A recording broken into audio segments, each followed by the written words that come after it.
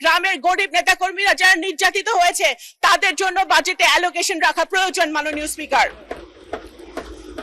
আবার বলা হয়েছে বাজার থেকে বিপুল আমরা ঋণ নিয়েছি।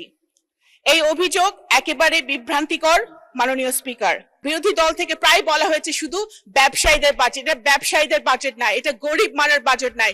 যদি কিছু হয়ে থাকে এটা গরিবদেরকে বাঁচানোর বাজেট, রক্ষার বাজেট। এই বাজেটটি দেখে আমার কাছে মনে হয়েছে যে গত 17 বছর যখন গুম খুন জুলুম নির্যাতন দুর্নীতি টাকা পাচার চলছিল তখন সুদূরে বসেও মাননীয় প্রধানমন্ত্রী শুধু দলই গোছাননি, সংগঠনই গোছাননি, উনি দেশের জন্য কাজ করে চলেছেন। এবং অর্থমন্ত্রীও যে নির্যাতনের মধ্যে থেকেও কারাগারে থেকেও কিন্তু উনি দেশের জন্য কাজ করেছেন। এই বাজেটটি সেটারই প্রমাণ। আমাদের বিরোধী বন্ধুরা অনেকভাবে বাজেটকে সমালোচনা করার চেষ্টা করেছেন, অনেক পড়াশোনা করে এসেছেন, কিন্তু ইফ বাট কিন্তু যদি অনেক কিছু দিয়েও ওনারা গতানুগতিক সমালোচনা ছাড়া নতুন কোনো সমালোচনা আরো দিতে পারেন নাই। মাননীয় স্পিকার, এই বাজেটকে বিভিন্নভাবে বিশেষায়িত করা হয়েছে। বিরোধী দল থেকে বলা হয়েছে চ্যালেঞ্জিং বাজেট, দিবা স্বপ্ন।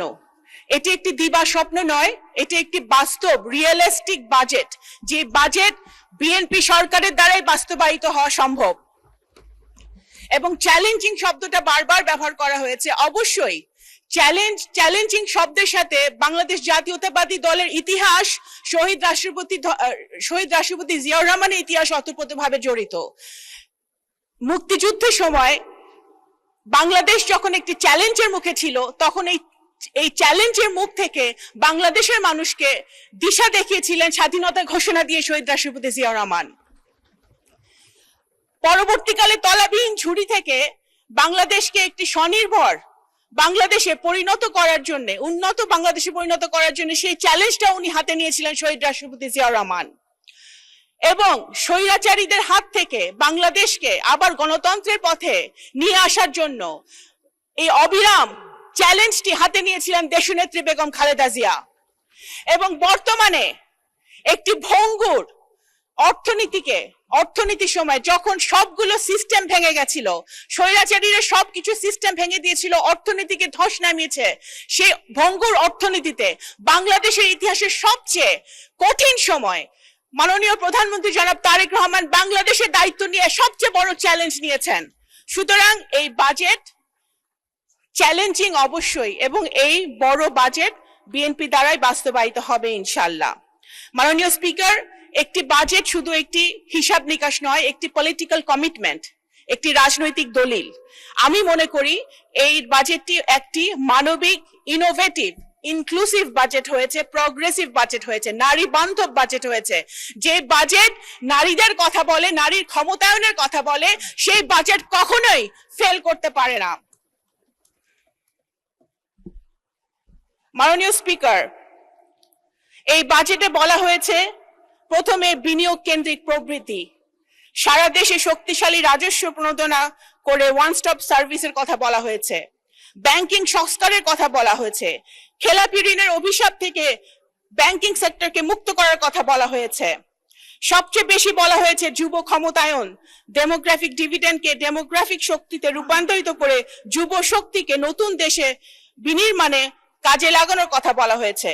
বিশেষত নারী উদ্যোক্তাদের প্রতিভা আর দক্ষতাকে রাষ্ট্রের কাঠামোগত শক্তির সাথে সংযোগ স্থাপন করে দেবার এক অপূর্ব প্রকাশ কিন্তু এই বাজেটে রয়েছে। মাননীয় স্পিকার,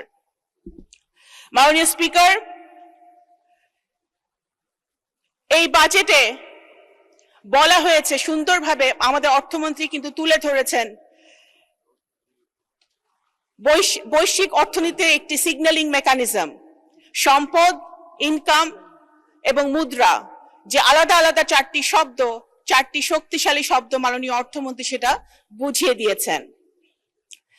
আমাদের এই বাজেটে যদি আমি বড় দাগে যদি হাইলাইট করি, কৃষিতে 12 লাখ কৃষকের যে 10,000 টাকা পর্যন্ত কৃষি ঋণ মওকুফ, 25.22 লাখ প্রান্তিক কৃষককে বিনামূল্যে বীজ, সার ও উপকরণ, কৃষক কার্ড পাইলট কর্মসূচি, স্বাস্থ্য, ই হেলথ কার্ড চালুর ব্যবস্থা, রংপুর, খুলনা, রাজশাহী, বরিশাল, সিলেট, কুমিল্লা সহ বিভিন্ন জেলায় শিশু হাসপাতাল চালু। এগুলো শুধু টিপ অফ দ্য আইসবার্গ মাননীয় স্পিকার।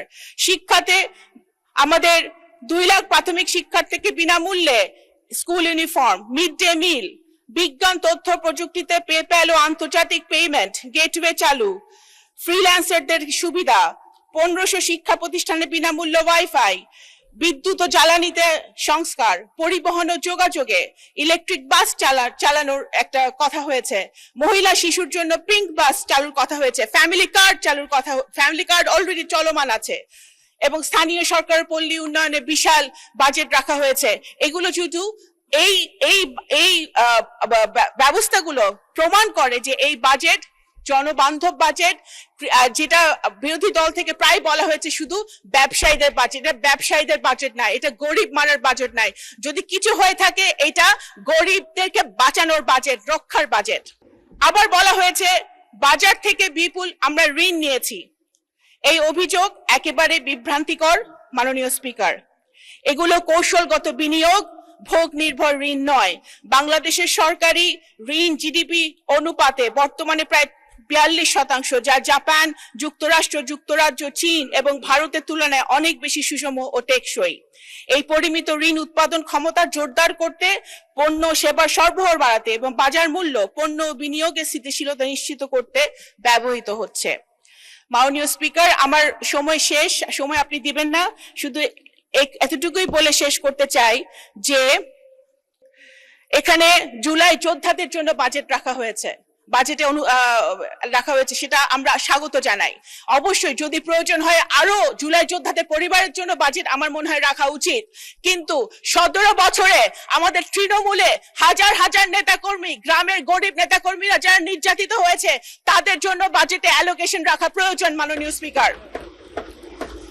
এখনো তারা ছিন্নমূল অবস্থায় রয়েছে, তাদের কথা আমাদের ভেবে দেখতে হবে মাননীয় স্পিকার।